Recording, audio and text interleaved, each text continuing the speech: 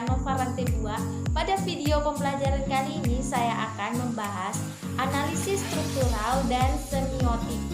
Hal pertama yang saya bahas ada analisis struktural, yang kedua analisis semiotik, dan yang ketiga latar belakang sejarah dan sosial budaya sastra. Sebelum ke pembahasan, jangan lupa like, comment, share, and subscribe. Yuk kita simak video berikut. Pembahasan yang pertama ada analisis struktural.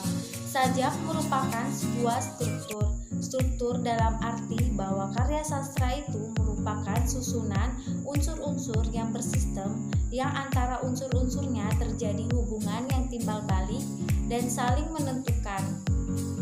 Jadi, kesatuan unsur-unsur dalam sastra bukan hanya berupa kumpulan atau tumpukan-tumpukan hal-hal atau benda-benda yang berdiri sendiri-sendiri, melainkan hal-hal itu saling terkait, saling berkaitan, dan saling bergantung. Pengertian struktur menurut Piaget via Hawkes terlihat adanya rangkaian kesatuan yang meliputi 3 ide dasar.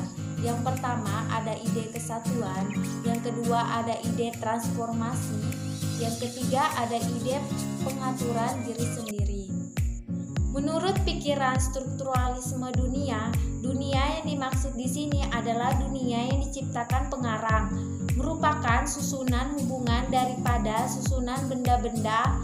Oleh karena itu, kodrat tiap unsur dalam struktur itu tak mempunyai makna dengan sendirinya, melainkan maknanya ditentukan oleh hubungannya dengan semua unsur lainnya yang terkandung dalam struktur.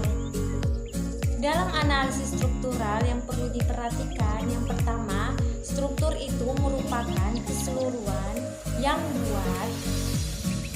Nah, maksudnya bagian-bagian yang membentuknya tidak dapat berdiri sendiri.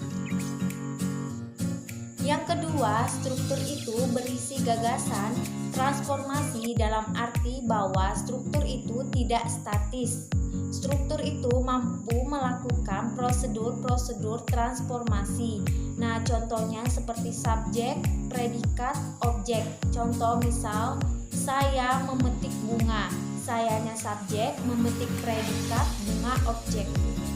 Yang ketiga, struktur itu mengatur diri sendiri. Dalam arti struktur itu tak memerlukan pertolongan bantuan dari luar dirinya untuk mensahkan prosedur transformasi, misalnya dalam proses menyusun kalimat. Maka dapat disimpulkan analisis struktural sajak adalah analisis sajak ke dalam unsur-unsurnya dan fungsinya dalam struktur sajak dan penguraiannya bahwa tiap unsur itu mempunyai makna hanya dalam kaitannya dengan unsur-unsur lainnya, bahkan juga didasarkan tempatnya dalam struktur. Yang kedua ada analisis semiotik. Menganalisis sajak adalah usaha menangkap dan memberi makna kepada teks sajak. Karya sastra merupakan struktur yang bermakna. Jadi karya sastra adalah sistem tanda yang mempunyai makna yang mempergunakan mendrum bahasa. Bahasa sebagai mendrum karya sastra merupakan sistem semiotik atau pertandaan, yaitu sistem ketandaan yang mempunyai arti. Kata-kata atau bahasa sebelum digunakan dalam karya sastra sudah merupakan lambang yang mempunyai arti yang ditentukan oleh perjanjian masyarakat atau ditentukan oleh konvensi masyarakat. Lambang-lambang atau tanda-tanda kebahasaan itu berupa satuan-satuan bunyi yang mempunyai arti oleh konvensi masyarakat. Bahasa merupakan sistem ketandaan yang berdasarkan atau ditentukan oleh konvensi atau perjanjian masyarakat. Jadi sistem ketandaan itu disebut semiotik. Hal yang penting dalam lapangan semiotik atau lapangan sistem tanda adalah pengertian tanda itu sendiri. Tanda memiliki 2 prinsip. Yang pertama, penandaan atau menandai merupakan bentuk tanda. Yang kedua, petanda atau ditandai. Ada 3 jenis tanda. Yang pertama, ikon, yang kedua, indeks, yang ketiga, simbol. Bahasa merupakan sistem tanda yang kemudian dalam karya sastra menjadi mendrumnya adalah sistem tanda tingkat pertama. Dalam ilmu tanda-tanda atau semiotik, arti bahasa sebagai sistem tanda tingkat pertama disebut meaning atau arti.